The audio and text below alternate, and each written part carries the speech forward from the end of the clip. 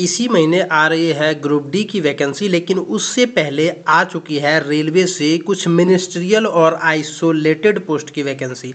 तो आइए देख लेते हैं इसको डिटेल से थोड़ा सा। सबसे पहले ये जो आप देख रहे हैं ये है वो वेबसाइट जहां से आप अप्लाई कर सकते हैं। अगर आप पहली बार अप्लाई कर रहे हैं तो क्रिएट अकाउंट के ऊपर आपको क्लिक करना है, और अगर आप पहली बार नहीं अप्लाई कर रहे हैं तो आपको ऑलरेडी हैव एन अकाउंट के ऊपर क्लिक करना है। या फिर आप बिल्कुल फ्रेश हैं तो सबसे पहले आप क्रिएट एन अकाउंट यानी अपना आईडी पासवर्ड बनाइए, उसके बाद आप अप्लाई कर सकते हैं। यहाँ से आप देख सकते हैं अपना जो है वो नोटिफिकेशन डाउनलोड कर सकते हैं। 7 जनवरी 2025 यानी आज ही के डेट में इसे अपलोड किया गया है। तो ये है वेबसाइट अप्लाई वगैरह करने के लिए। ये है इसका नोटिफिकेशन। जब आप डाउनलोड करेंगे तो आपके सामने कुछ ऐसा ही दिखेगा। ये है नोटिफिकेशन। सबसे पहले देख लेते हैं यहाँ पर इम्पोर्टेंट डेट को। 7 जनवरी 2025 ऑनलाइन होने की शुरुआत हुई है यानी आज से, और 6 फरवरी 2025 इसका आखिरी डेट है। और किसी भी प्रकार से अगर कोई सुधार करनी है तो 9 फरवरी से लेकर के 18 फरवरी के बीच में आप सुधार कर सकते हैं, लेकिन उसके लिए आपको पेमेंट करना होगा। इसीलिए आप गलती ना करें।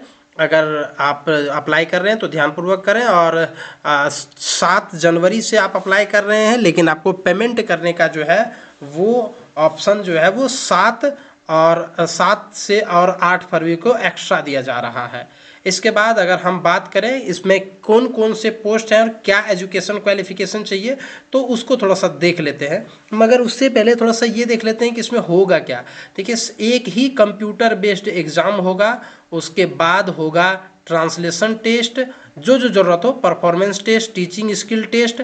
चूँकि अलग अलग प्रकार की वैकेंसी है तो अलग अलग वैकेंसीज में जो जैसे जैसे है उस प्रकार से होगा। उसके बाद डॉक्यूमेंट वेरिफिकेशन, फिर मेडिकल, और उसके बाद जो है वो आपका फाइनल रिजल्ट आएगा। इसके अलावे पहले हम लोग देख लेते हैं वैकेंसी की बात। देखिए, इसमें बहुत प्रकार की वैकेंसी है, लेकिन 2 ऐसे पोस्ट हैं जो अगर आप इंटरमीडिएट पास हैं तो आप भर सकते हैं। ये देखिए, lab assistant grade 3 chemist and metallurgist. इसमें जो है वो अगर आप 12th पास हैं तो आप इसमें अप्लाई कर सकते हैं, लेकिन 12th में आपका जो है वो physics chemistry as a subject होना चाहिए। मतलब अगर आपने फिजिक्स केमिस्ट्री और मैथ्स ले करके अगर आप, या कम से कम फिजिक्स केमिस्ट्री अगर आपका 2 सब्जेक्ट है कम से कम इंटरमीडिएट में, तो आप इसमें अप्लाई कर सकते हैं lab assistant grade 3 chemist and metallurgist के लिए। उसके बाद लेबोरेटरी असिस्टेंट स्कूल, इसमें जो है अगर आप 12th पास हैं साइंस के साथ और 1 साल का आपको पैथोलॉजी या बायोकेमिकल लेबोरेटरी का आपके पास एक्सपीरियंस है तो आप इसमें अप्लाई कर सकते हैं। बाकी जितने भी प्रकार के पोस्ट हैं वो सब टीचर के पोस्ट हैं, और इन सबों में जो है वो ज़्यादातर में जो है वो बीएड चाहिए, या किसी में बीपीएड चाहिए, या किसी में इस प्रकार से अन्य जो टीचर के योग्य जो होती है उस प्रकार से वैकेंसी यहाँ पर निकाली गई है। यानी जैसे प्राइमरी टीचर है तो डीएलएड वगैरह का ज़रूरत है, और अगर आप जो है वो बीएड वगैरह कर रखे हुए हैं तो वैसी स्थिति में जो है वो आपको बीएड और पोस्ट ग्रेजुएशन या फिर ग्रेजुएशन इस प्रकार से आपको जरूरत है। तो टीचर के पदों पर भी बहाली निकली हुई है रेलवे टीचर्स की, तो आप इसमें भी अप्लाई कर सकते हैं। अगर आप इंटरेस्टेड हैं, एलिजिबल हैं, तो आप इसमें अप्लाई कर सकते हैं। बहुत ही अच्छी जॉब है, खासकर वैसे लोगों के लिए जिन्होंने बीएड वगैरह कर रखा हुआ है, उनके लिए तो बिल्कुल ज़रूरी है। और कहाँ कहाँ कितनी वैकेंसी है वो आपको यहाँ पर मिल जाएगा। पेज नंबर 95 के बाद किस किस आरआरबी में कितनी कितनी वैकेंसी है।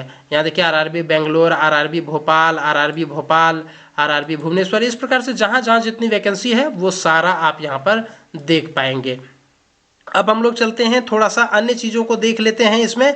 और यहाँ पर अगर देखा जाए तो आपको मेडिकली जो है वो फिट होना चाहिए, तभी आप इसमें अप्लाई कर सकते हैं। Citizen of India, citizen of Nepal, citizen of Bhutan, इसमें अप्लाई कर सकते हैं।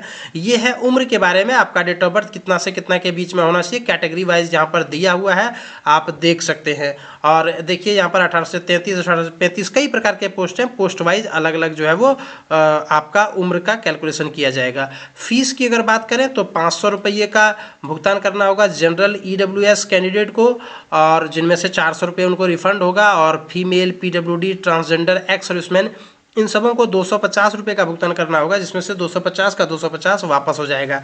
वापस होने का कंडीशन यही है कि आपको पहला वाला एग्जाम में बैठना होगा। एनएससीवीटी जो एग्ज़ाम होगा उसमें अगर आप बैठते हैं तभी जाकर के वो पैसा आपको रिफंड आएगा, अन्यथा वो पैसा आपको रिफंड नहीं किया जाएगा रेलवे के द्वारा। ये एक शर्त है जिसके माध्यम से आप जो है वो पैसा रिफंड ले सकते हैं। अगर आप एग्जाम में नहीं बैठते हैं फर्स्ट एग्जाम में, तो वैसे स्थिति में आपको पैसा वापस नहीं किया जाएगा। एक और महत्वपूर्ण बात यह है कि आप अगर किसी रिजर्व कैटेगरी से अप्लाई कर रहे हैं तो लास्ट डेट का पहले का सर्टिफिकेट बना हुआ होना चाहिए, तभी आपको इसमें जो है वो मान्य दिया जाएगा, अन्यथा नहीं दिया जाएगा। ये है सीबीटी एग्जामिनेशन के लिए पैटर्न, आप इसको देख सकते हैं, इसका स्क्रीनशॉट ले करके रख सकते हैं और साथ में आपको यहाँ पर कुछ सिलेबस वगैरह भी मिल जाता है पेज नंबर 15-16 के आसपास में। तो आप इस नोटिफिकेशन को हमारे डिस्क्रिप्शन बॉक्स में दिए गए जो लिंक है वहाँ से आप इसको डाउनलोड भी कर सकते हैं और साथ में इसको चाहे तो पढ़ भी सकते हैं। अगर आप इंटरमीडिएट पास हैं तो सिर्फ आपके लिए एक वैकेंसी है, सिर्फ एक ही पोस्ट है, सॉरी एक प्रकार का पोस्ट है, उसमें मे भी वैकेंसी ज़्यादा हो सकती है। टोटल वैकेंसी जो है वो 1036 है, तो आप इसमें जो है वो अप्लाई कर सकते हैं। तो अगर आप इंटरेस्टेड हैं, एलिजिबल हैं, तो वैसी स्थिति में आप अप्लाई कर सकते हैं। अलग अलग पोस्ट के लिए अलग अलग एलिजिबिलिटी क्राइटेरिया दिया गया है और अलग अलग सिलेबस दिया गया है, तो इसीलिए आप बिना विलंब किए हुए जो है वो इसमें अप्लाई कर दें। धन्यवाद।